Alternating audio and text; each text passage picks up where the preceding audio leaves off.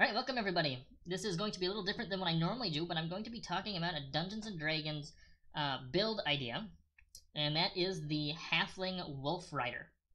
So I'm going to talk a little bit about kind of how we'll put it together, how I came up with the idea, the inspiration I had for it, and just kind of where to go, how I would build this out based on the materials that we have access to. So this is a little bit different than my regular content that I put out. I have started a new website called GameDesignNotes.com, so you can check that out.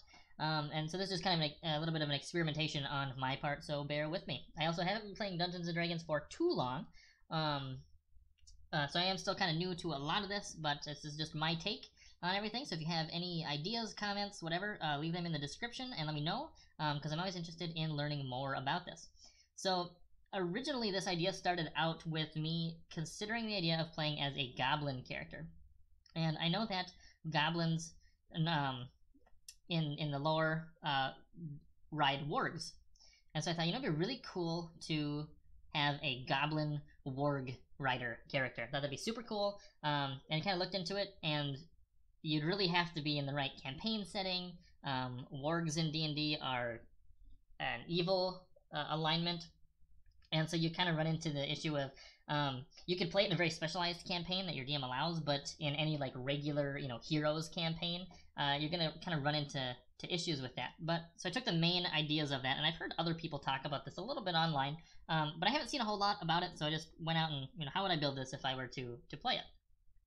So the ideal. So what are the main ideas here? So we want to have basically a small character that's able to ride a wolf, and I apologize for my dog barking in the background. So small character, able to ride a wolf, some sort of beast that is capable of doing attacks more than what just like a horse would do. So small character, able to ride an aggressive animal, really, and then just being able to reliably be able to do that, and kind of count on that as being your play style. So the first piece to start out here with is the race. So halflings seem to make the most sense between all of the races in the Player's Handbook and even Unearthed Arcana. Halflings and gnomes are the only size small creatures, and the only way so for the mounted combat rules is you can only mount a creature that's a size larger than you.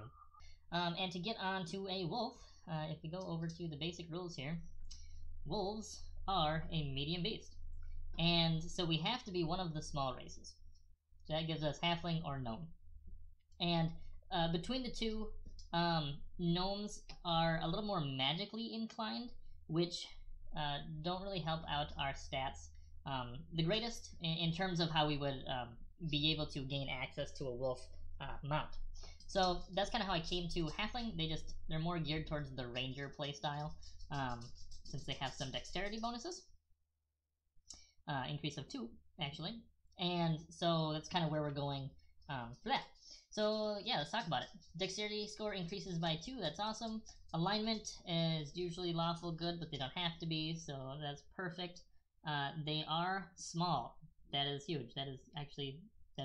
Being small is huge. That is great for this build since we need them to be small. They're pretty slow. Well, not super slow, but 25 feet. They're a little slower than say elves. They are lucky. When you roll a 1 on an attack roll, ability check or saving throw, you can re-roll it and use a new one. You have to use a new one, but you basically have advantage on critical failures, which is awesome. It means you're pretty much almost never going to roll a 1. You have advantage on saving throws against being frightened. Halfling nimbleness, you can move through the space of any creature that is a size larger than yours. That's not super important. And we have a couple languages. And then we have there are 2 different sub-races. There's the Lightfoot and the Stout. Now, because of this build, the Stout is going to make a little bit more sense. Statistics-wise, I think the Lightfoot makes a little more sense thematic-wise. So Lightfoots are normally, they're used to hiding. They kind of stay out of people's way. Their charisma increases by 1. That doesn't really help our build.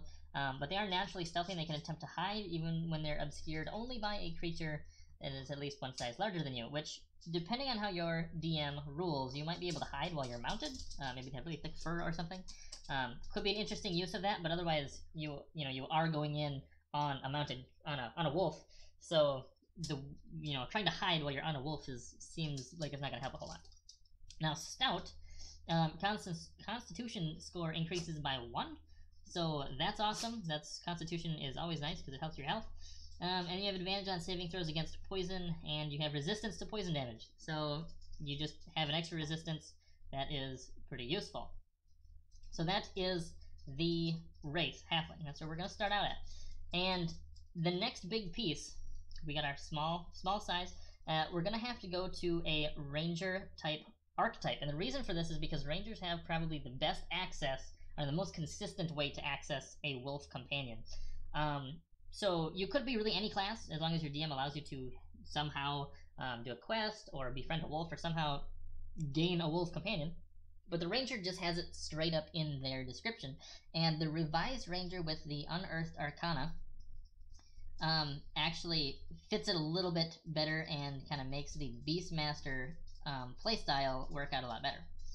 So we're going to jump straight down to that. We will come back up and look at some of these other things, but I'm going to jump down to the Beastmaster Conclave. So this is level 3. This is where this build is really going to kind of start to come together. So Beast Conclave, many rangers are more at home in the wilds than in civilization, to the point where animals consider them kin. Rangers of the Beast Conclave develop a close bond with a beast, then further strengthen that bond through the use of magic.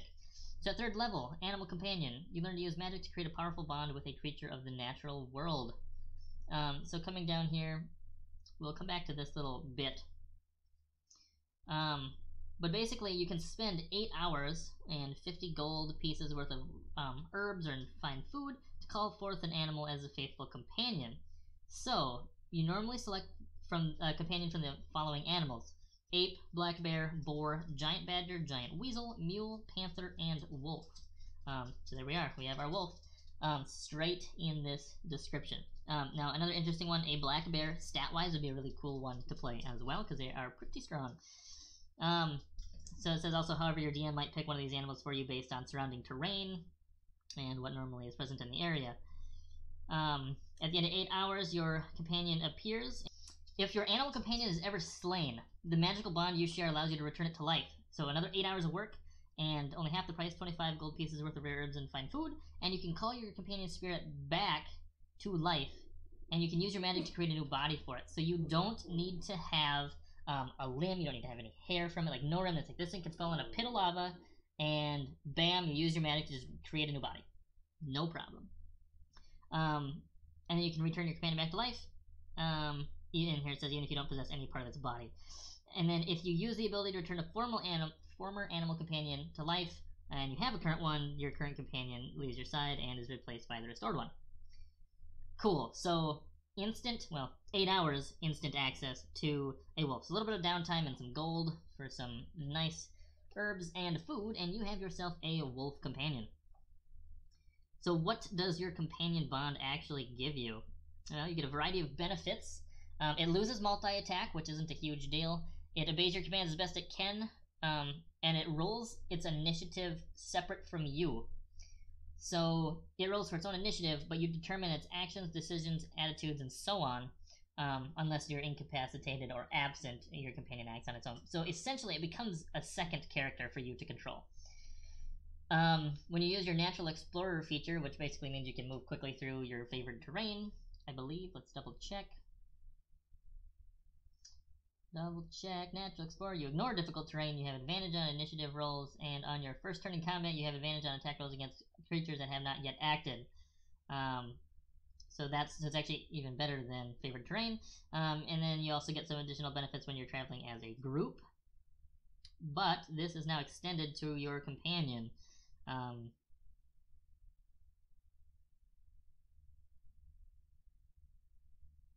Alright, so when using Natural Explorer feature, you and your animal companion can both move stealthily at a normal pace. So you ignore difficult terrain.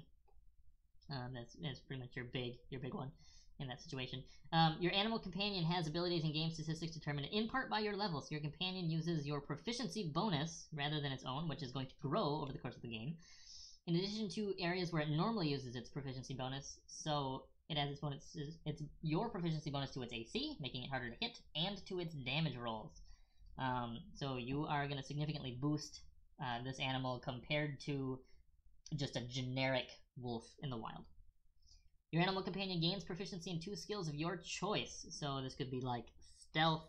It is also proficient with all saving throws. So that's awesome. You give it a little bit more versatility there. Really kind of give it some extra little bonuses. So then for each level after 3rd level, your animal companion gains additional hit dice and increases its hit points accordingly. So this is basically the same as once you have your companion at 3rd level, every time you level up, it also gets additional hit points. It levels up with you. When you gain the ability score improvement class feature, your companion abilities also improve. So you can increase. It basically gets the ability score improvement as well. So you can increase one of their scores by 2 or 2 of them by 1. And like normal, can't raise it above 20 unless it specifies otherwise. Your companion also shares your alignment, and it has a personality trait and a flaw that you can roll for or select from the table below. And your companion shares your ideal, and the bond is always, the ranger who travels with me is a beloved companion for whom I would gladly give my life. And so then there's a couple of traits and flaws here. So again, this really kind of is reinforcing the fact that this is its own character. It's like another character. Then we get down to 5th level, coordinated attack. So this is when, so as you can see right over here in the Hunter Conclave, 5th level is where a lot of classes get extra attack. So you can attack twice instead of once. Coordinated attack is a little bit different, a little interesting. So at 5th level, your animal companion, you and your companion form a more potent fighting team, and when you attack, if your companion can see you, this is when you use the attack action, if your companion can see you, it can use its reaction to make a melee attack. So effectively you're trading you doing 2 attacks for you doing 1 attack, and then allowing your companion to take a second, to use its reaction to attack. Now, this effectively gives you 3 attack actions at level 3. You attack, your companion can see you, you're mounted, you're right above it, it can see you. It can use its reaction to attack, that's 2, and now it still has its own initiative slot. It can attack when it's its turn. So it's not 3 consecutive attacks. I mean, depending on initiative order, they may or may not be. But it's nonetheless, it is 3 attacks, and since it's leveling up alongside of you, hopefully your mount is alive. I guess you should pretty consistently be able to get 3 attacks out of this. So, and that's to say, when you're at level 3 and you have your companion, you essentially get extra attack at level 3 because of your companion. Now, at level 5, you essentially get extra attack 2, coordinated attack. You have 3 attacks at level 5, where most people now are only getting to their second attack. So you've got some action economy here, especially for attacking. Level 7, Beast Defense. While your companion can see you, it has advantage on all saving throws. Storm of Claws and Fangs, 11th level. Your companion can use its action to make a melee attack against each creature of its choice within 5 feet. Separate roll for each. So if you're surrounded, or as some call it, a target-rich environment, anybody that it's next to, essentially, it can attack. So it's a kind of a situational version of, say, the fighter's ability to have multi-attack. So it's like multi-attack, it might be better than multi-attack, it might be worse than multi-attack. If you're only by 1 person, it doesn't help you. If you're by 2 people, it's multi-attack. If you're by 3 people, you're getting a lot of bang for your buck here. So obviously better when you're fighting lots of creatures, but it kind of mitigates the fact that you don't have extra attack. And then finally, at 15th level, whenever an attacker that your companion can see hits it with an attack, so as long as whatever's attacking your companion isn't hidden, it can use its reaction to have the damage on it. So that's awesome. So then you're using your reaction to reduce damage instead of doing an extra attack when you get to higher levels and things start doing lots of damage. That's probably a better use of your reaction just to stay alive. So that is essentially the Beastmaster portion of that. So there's this little blurb here, keeping track of proficiency. Your companion's proficiency bonus matches yours, as you gain levels, it sticks with you, and just remember that your proficiency bonus is also applied to their armor class, their skills, and their saving throws, their attack bonus, and their damage rolls. And it also talks a little bit here about multi-attack. It essentially gets rid of multi-attack because you gain access to additional multi-attack style options as you level up. And then expanding companion options, so you don't have to go with a wolf, you don't have to go with any of these. Your DM might allow you to choose options. The rule of thumb is should be a beast, obviously, have 15 or fewer hit points, shouldn't deal more than 8 damage with a single attack, and in general be less than 1/4 of a challenge rating. But there can be exceptions, again, depending on how your DM wants to run this. As I said before, wolf, because it's right here in the description. So now, a little bit about why I would pick wolf in this. There's a couple different things depending on how you want to play. The panther is actually pretty good at stealth and movement. It's a little faster, and it has a climbing speed of like 30 feet. So it's a lot more mobile, but does less damage than the wolf. And I think it has a little bit more health than the wolf does. But the reason I kind of went with the wolf is because they're more of a pack animal, and they actually have over here in the wolf thing. I don't have the panther one pulled up, but comparatively, keen hearing and smell. So wolves have advantage on perception checks relying on either of those, hearing or smell. Panthers only have this for smell. Panthers have a pounce attack, so you have to move like 20 feet in a straight line and attack, and you get some options. The wolf has pack tactics, so you have advantage on attack rolls against a creature if at least one of the wolf's allies is within 5 feet of the creature. And I was reading this incorrectly prior to just now. The wolf has advantage on attack rolls against a creature if it has at least one of the wolf's allies. Oh, if at least one of the wolf's allies is within 5 feet of the creature and that ally is incapacitated. You are mounted on the wolf at this point, so essentially all attack rolls by your wolf have advantage. Check with your DM to make sure that is the case. That is not how I was originally reading that. I was reading that as there has to be a wolf ally within 5 feet, so you'd have to somehow summon additional wolves, which is possible. And we'll get to that in a little bit. The other thing that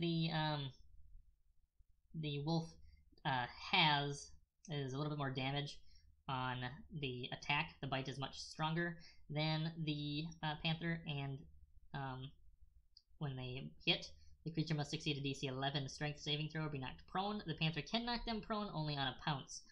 So this is kind of nice. If you have advantage, you run up and you hit them, so you're probably going to hit.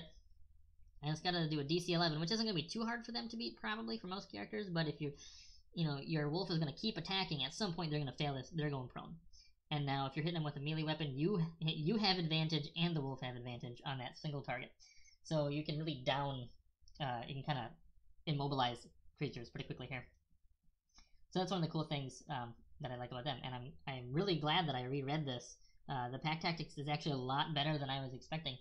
So let's kind of look at them. Wolf, medium, unaligned, so whatever. Armor class is 13 plus your proficiency. Hit points is 11, 2d8 plus 2, and speed of 40 feet, which is just about double what you have. So that is the wolf. Back over here, we can take a look at some of this other stuff. Most of it is really not that important. Like fleet of foot, you can use the dash action as a bonus action. You're already mounted on a wolf, so you're not going to be running yourself. Hiding in plain sight, again, it's if you're not moving, it doesn't really help you when you're mounted. Vanish, you can hide as a bonus action. Mounted, maybe not going to help. Feral Sense will help because you can see invisible creatures if you're fighting those. Foe Slayer, you can add your wisdom modifier to attack rolls, and I believe that's once per turn. Really good, but it's level 20, and there's a lot of stuff in here that we're kind of missing. So you get favored enemy, and greater favored enemy, which lets you do some additional damage. I believe +2 bonus to damage rolls when you're attacking your chosen creature. You're already good at moving through terrain, and you get a fighting style. So one of these you're going to have to pick as well, and I am going to talk a little bit about different weapon styles, because depending on the feats you take and depending on how you want to play this, this may make a big difference because, let me tell you why. Archery, for example, I guess really the big issue here is you're moving potentially on a different initiative than you're attacking. So let's say you roll initiative order and you're first and your beast companion is second. If you go first and it's like, okay, I'd like to attack somebody, but I'm not next to anybody with melee weapons. Well, if you have a bow, you can pretty much just shoot people until you get within range. So if you want to go archery, that's awesome. You can regardless of where you're at on the field, you'll probably be able to deal some damage.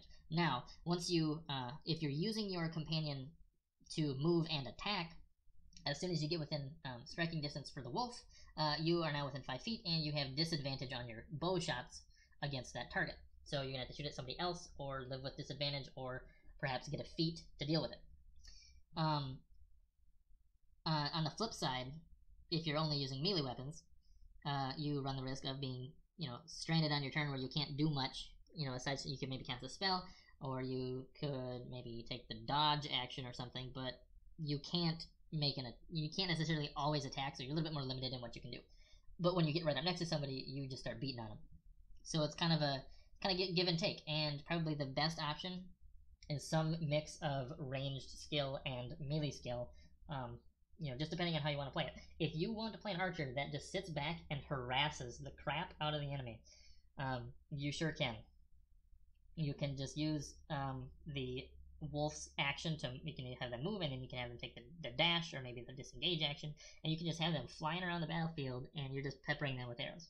That works, but then you do lose out on some of these multi-attack options that you get from coordinated attack and Storm of Claws and Fangs, if you're using them only as a mobile platform. They are, however, 40 feet, and you take another 40 feet as their action, so even if you just use them as a mobile platform to move you around, you can be getting 80 feet of movement every turn and then hitting with arrows. That's still insane. That is still insane. And I'm actually going to talk about multi-classing. I think the most bang for your buck is going to be to multi-class into fighter. And I will show you why.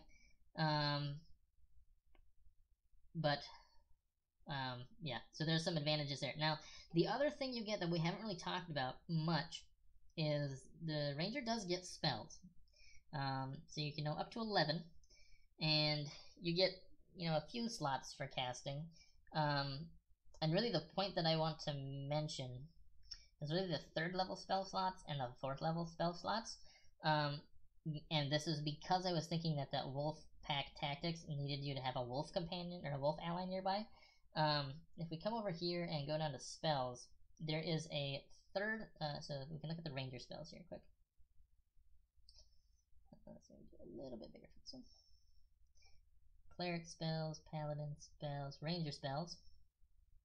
So the main ones I'm thinking you're going to want is Hunter's Mark. You essentially can do more damage to a target. Cure Wounds, just to have some sort of healing. Animal Messenger's got some interesting role-playing uses. Some of these other ones, you could really take whatever you want, but getting into 3rd and 4th level spells, 3rd level's down here, Conjure Animals.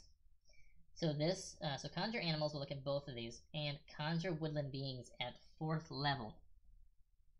Going down to our spell descriptions, and we want to get to C, just about there. There's quite a few Conjure Animals. Take a look at this. So Conjure Animals, you can summon a number of beasts, so you concentrate on this for up to an hour. You don't need any material components for this. So verbal and semantic. So you can summon up to 8 beasts that are rating 1/4 or lower. And if you remember, the wolf is a challenge rating of 1/4. So the whole idea there was, if we needed the wolf allies to trigger that pack tactics, well, here you go. You can summon 8 wolves right there. And then There you go. Now they've all got advantage on attacks because you're probably going to attack with them in pairs. So this is got to be a really cool spell to use, and it really action economy big time. Even if they're just target practice for the for your enemies, it's gonna break up at least for a couple turns who's getting attacked, and gonna give your party a little bit of a chance to breathe, if not completely overwhelm the enemies. So that's conjure animals. Then you've also got, and those are, they're actually fey. You summon fey spirits that take on the form of beasts. So they're not actually wolves. They just look like wolves and act like wolves. They're forest spirits, basically, at that point. But then you get to 4th level conjure woodland beings. Same deal, except you do need holly berries for creatures summoned, which, you know, that may or may not be a problem. Again, you summon fey creatures, choose one of the following options. And so maybe you just summon down, use your 4th level to cast your other one, since you don't, then you can get rid of the berries. But you can again summon 8 fey creatures, challenge rating of 1/4, and then the same thing, you roll for initiative for them as a group. They all take their own turn on that initiative. They obey your verbal commands with no action required by you, and if you don't do anything, they'll just defend themselves. At higher levels, you can just summon more, like basically double the number, but that's really not applicable because the rangers don't get that high of a spell list. So being able to conjure this, even if you come up to here, 3rd level, so 9th level, you are getting 2 times per day that you can summon, 2 times per long rest, that you can summon up to 8 wolves. I just think that is a very thematic and really cool way to play that.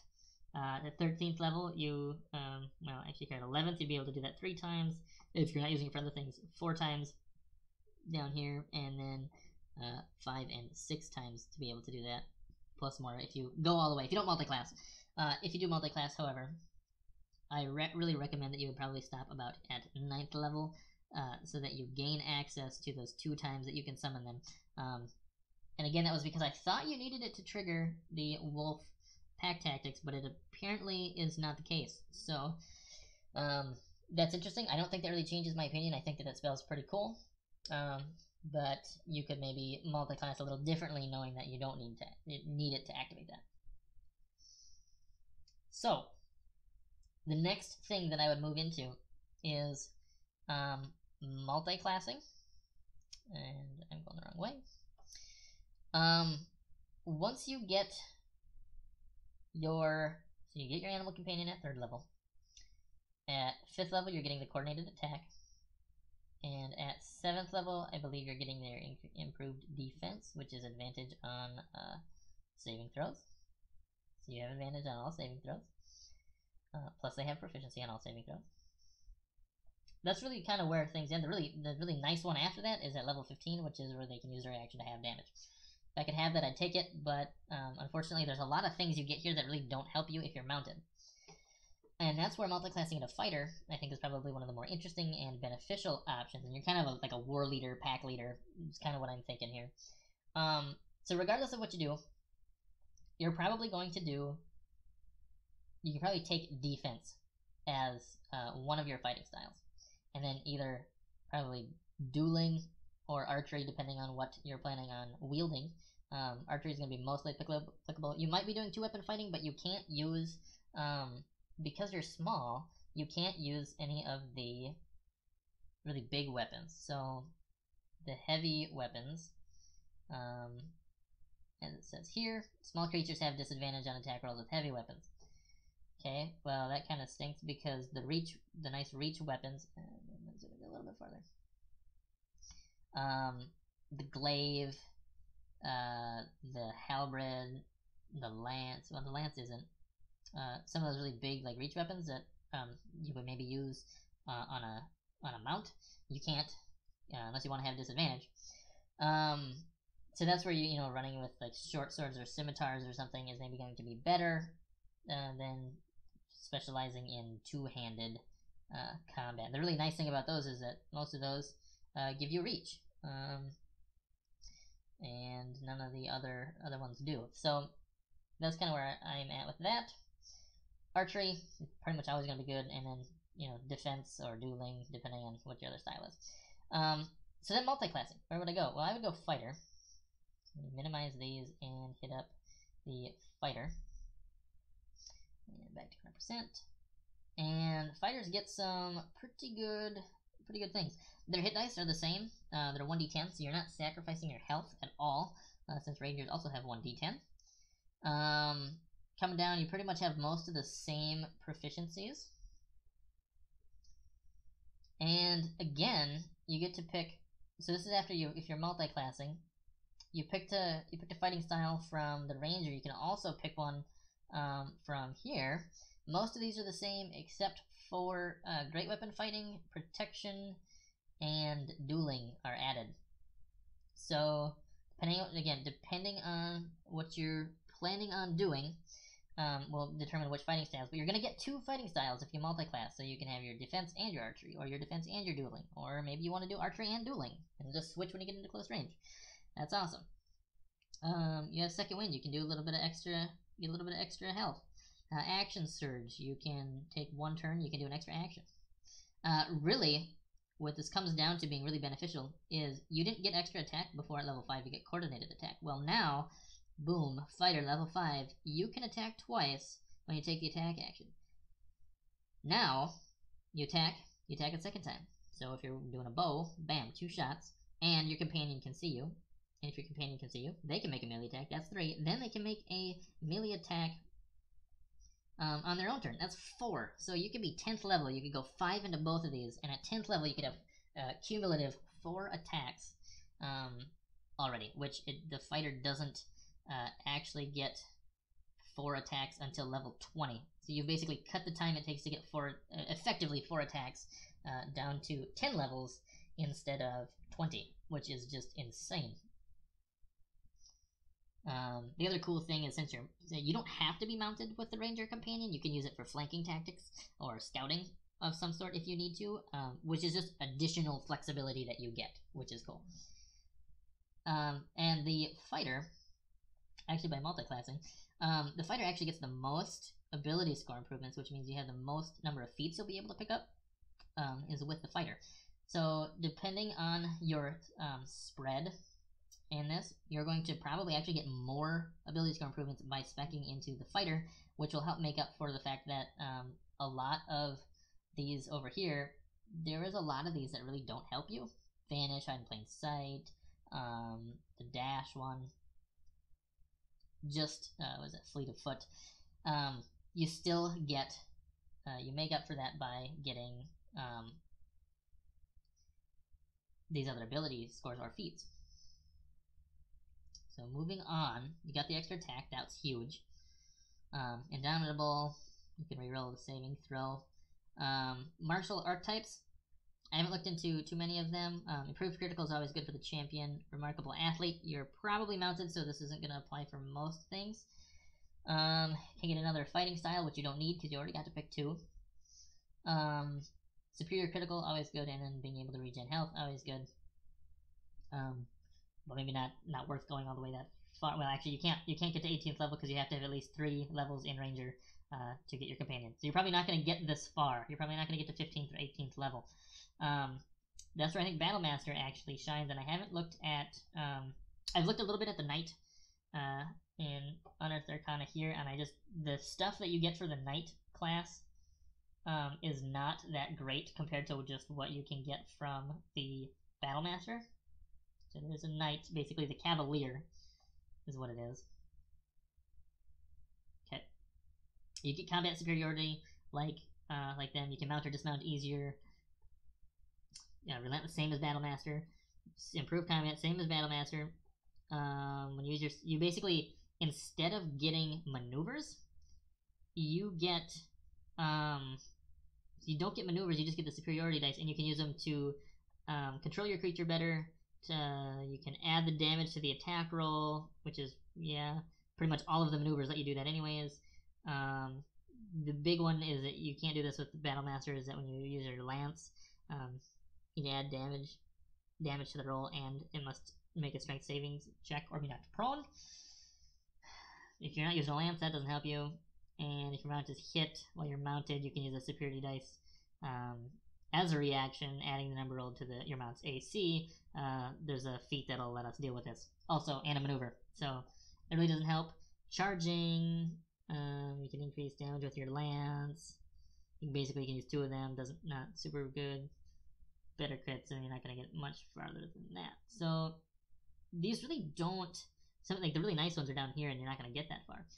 So the Cavalier and the Knight just aren't going to help you as much as. Let's actually go back to the Defense Ranger. They're not going to help you as much as just being a straight up Battlemaster. And I think that it makes sense to be the Battlemaster, especially if you're summoning, a bunch of wolves. You're like, you're a Battlemaster, and you're controlling a pack of wolves. Like, you're the warlord. That's pretty awesome. It's just an awesome imagery. Like, just you walk out on your mount out of like the forest clearing, and then 8 wolves also just step out of the trees. It's just an awesome picture in my head. And the Battlemaster lets you do a lot of cool things with your weapon attacks. In place of casting magic, and there's not a whole lot of spells that I would really want anyways.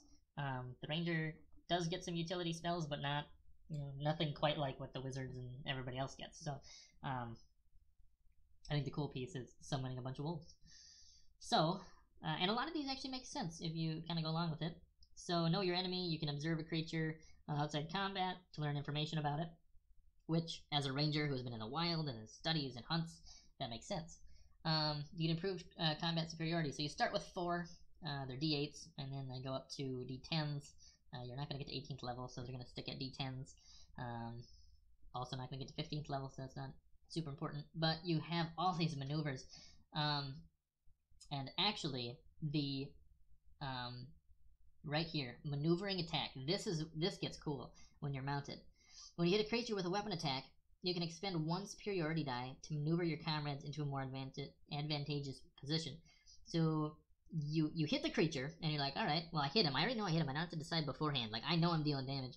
You add the superiority die damage to the attack roll. So bam, an extra D8 or an extra D10. And you choose a friendly creature who can see or hear you, your mount. That creature can use its reaction to move up to half its speed without provoking opportunity attacks from the target of your attack. So if you're just like attacking some guy, you hit him, bam, maneuvering attack, you basically get a free extra damage and a free disengage and a free half move, which for a wolf is half of their movement is going to be 20 feet, which is just shy of your full movement. That's awesome. Like, you're just going to be flying all over the battlefield attacking. Some of the other cool ones that I like is parry. So if another creature damages you with a melee attack, you can use your reaction to expend a superiority dice and reduce the damage by whatever you roll plus your dexterity. Some more defensive. Also, I don't know quite how to say this, but riposte? Not sure. When a creature misses you with a melee attack, so after they've attacked and missed, you can use your reaction to use a superiority dice to make an attack. If you hit it, you add the superiority die to the attack's damage roll. So like I said, most of these maneuvers let you add the dice to the damage roll. And you've got other things. Sweeping attack, you can hit multiple creatures. Trip attack, you can try and knock them prone. Lunge attack, you can get additional 5 feet on your range. Distracting strike, this actually pairs really well with the combat. The level 5, where they can use a reaction to attack. When you hit a creature with a weapon attack, you can expend a superiority die to distract the creature, giving your allies an opening. You add the dice to the damage, like normal. Next attack roll against that target by an attacker other than you has advantage. Well, actually, now reading that again, if the attack is made before the start of your next turn, which is actually maybe not that important, since technically your wolf already has advantage. So that's, I guess, not that helpful. Again, the way I was reading it before, that wasn't the case. There's quite a few really good. I mean, even just, I'd probably take, if I only could pick like 3, I'd take maneuvering, probably parry, and the trip attack, and maybe the sweeping attack, and just lots of utility with what you can cause to happen.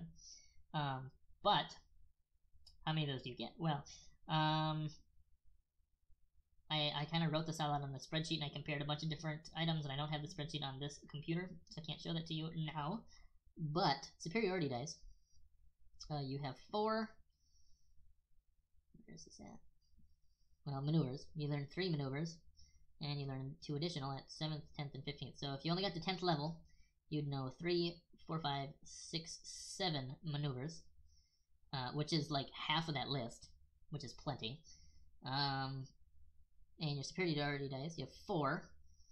And you get an additional at 7th and 15th, so you're probably going to have 5. You're probably not going to get to 15th level. So that's where you're sitting at there. So as I looked at this, you're going to get the most benefit if you come down to, what was it, 9 on the ranger side. So you get this. You get your 2 times you can do your 3rd level spell. And maybe I would change this now, knowing that you don't need to have wolf allies. So 9th then would let you come down to 11th here, which gets you to extra attack 2. And extra attack 2, that's you're doing an attack action and 2 additional attacks, because you also get extra attack here. So you do 2 attacks. You do 3 attacks. You attack once and you get to attack 2 more times. With a bow or with a sword.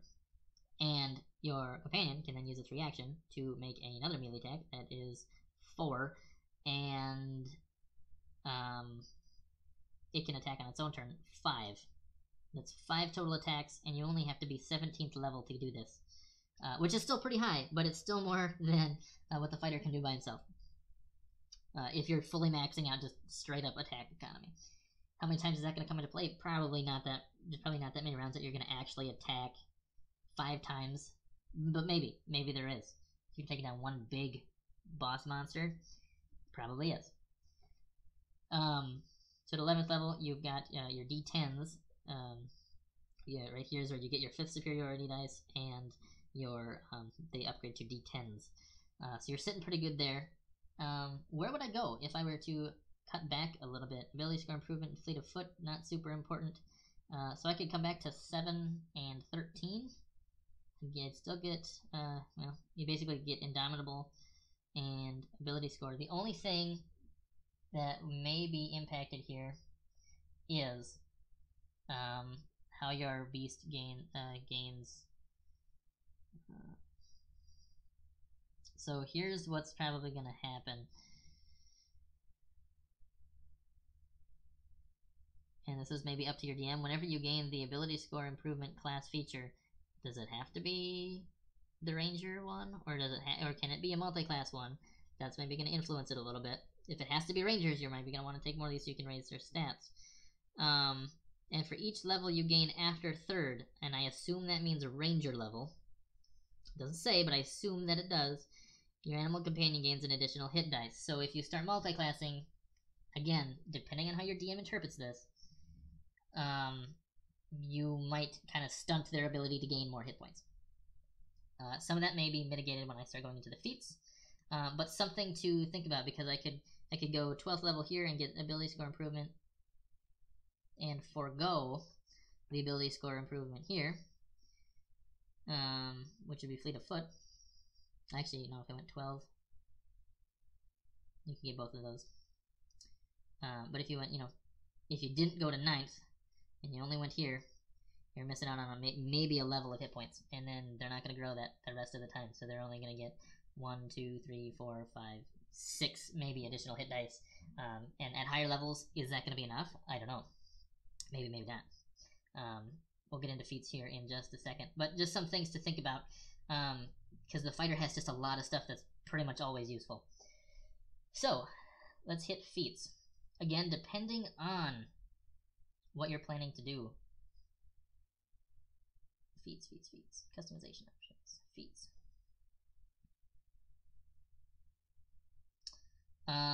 Defensive duelist. I really think this one is cool if you have a finesse weapon. So if you're dual wielding, pretty much, or have a sword or something, you can use your reaction.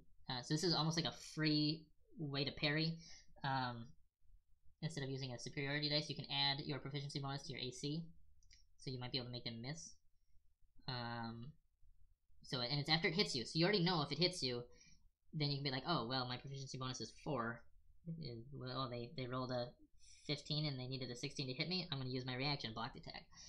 So that's super helpful. If you're doing crossbows, here's where You ignore loading penalties and all of that multi-attack that you get with the fighter. You start using it again. And being within 5 feet of a hostile creature doesn't impose disadvantage. That's awesome.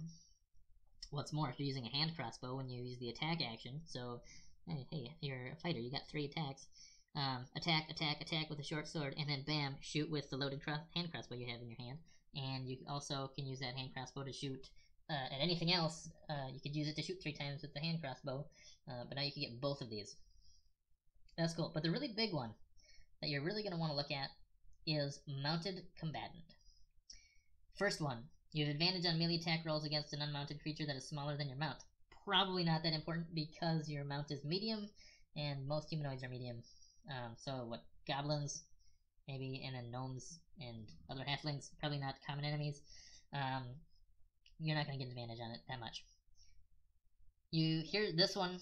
This is a cool one. You can force an attack targeted at your mount to target you, and since you have, say, the defensive duelist or the maneuvers, or just a better AC in general and better health than your mount, be like, no, I don't want you to hurt my mount. I need to keep him alive. I'll take it and I'll deal with it, and I can use my other resources to block or minimize damage or whatever.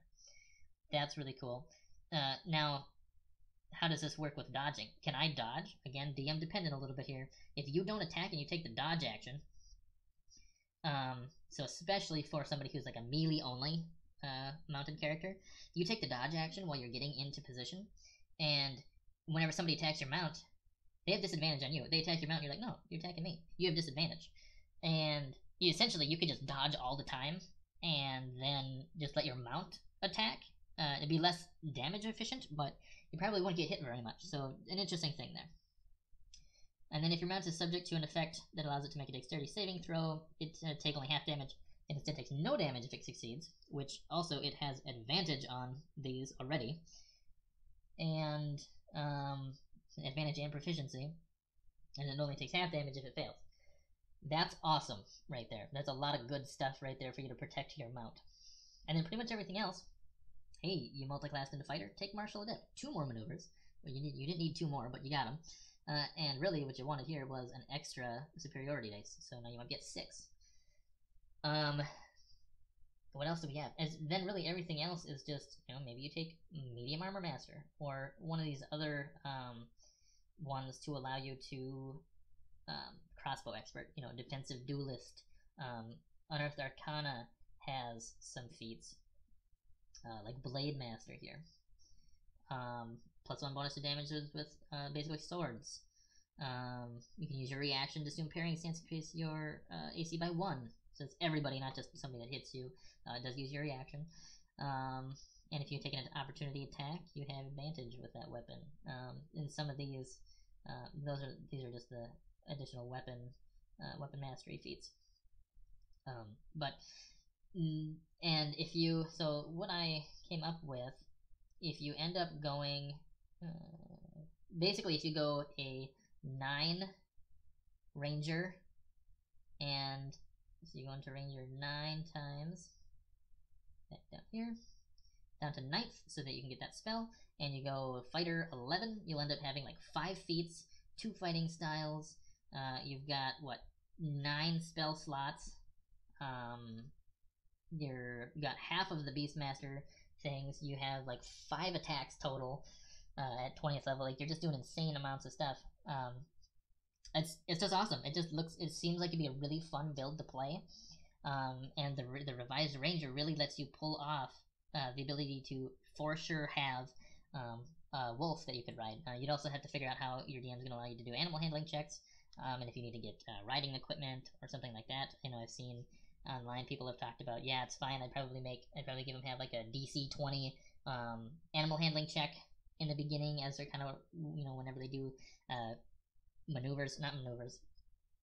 The rules talk about mounted combat being you only have to make an animal handling check when you're trying to calm an animal down, or dismounting, controlling a mount. It can keep its own initiative order.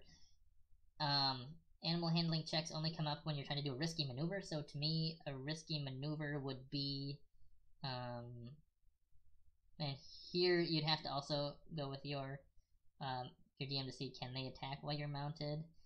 Well, it kind of says, so independent mount retains its place in initiative order. Bearing a rider puts no restrictions on the actions the mount can take. So moves and acts as it wishes, except in this case you control it. Might flee from combat, rush to attack, and devour a badly injured foe, otherwise act against your wishes. And then also note that if your mount provokes an opportunity attack, the attacker can target you or the mount. But if you're a mounted combatant, you can force it to target you. So, just things to keep in mind there. It talks a little bit somewhere else about mounted combat, and you have to make an animal handling maneuver to do risky maneuver, animal handling check to do risky maneuvers. I guess if I was DMing, I'd say a risky maneuver is pretty much anything other than moving and attacking. So if it moves and takes the dash action, that you're like sprinting, that's probably an animal handling check. Tries to disengage, fancy footwork to get away from a foe, probably an animal handling check, or dodge, or whatever. Whatever it's trying to do that's like more than just moving and attacking, probably an animal handling check. And I saw some people online say that, hey, and maybe make it difficult, DC 20, since you're on a wolf, maybe DC 25. You should have proficiency bonuses. You should have pretty decent animal handling skill anyways. So it's going to be, starting out, you should have like a 30% chance of success. If you failed, I'd probably just say that they weren't able to dodge or they weren't able to dash, and you just lose that benefit. Unless it's a critical, then maybe you have to do a saving throw to not get knocked off. If you're halfling, you can reroll a critical 1. Probably not going to happen. You're sitting pretty good. And then, so say it's a DC 25, and then maybe riding gear reduces that by 2, and custom tailored, handcrafted for your specific creature maybe decreases the difficulty by 4, and then say every 8 hours you spend training with your mount decreases it permanently by 1. And then just say after you get the DC down to 0, you just no longer have to make animal handling checks for basic mounted combat, or stuff like that, because you spent so much time training. That to me seems like it would be reasonable. I don't know. At most, you're spending 25 days of downtime just training with your animal. That doesn't seem like a terribly long amount of time. It takes more time to become proficient in a skill. So maybe each week you spend training decreases the DC by 1. So I don't know. Up to the DM. Something to consider. But the halfling can ride wolves. Rangers can get wolves as companions and revive them if they die. And if you multi-class into fighter, you get a lot of extra bonuses that let you just excel at being a mounted combat master. So let me know what your thoughts are. I had a lot of fun doing this video. I'm going to put a post up on my website. That was www.gamedesignnotes.com. And if you're interested in supporting the site or just getting any of these books, check out the affiliate links in the description, and it'll take you to an Amazon page.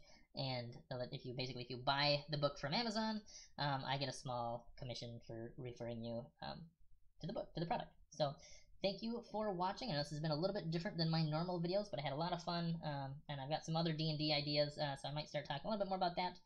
Just let me know what your comments are, and I will catch you next time. Thanks for watching.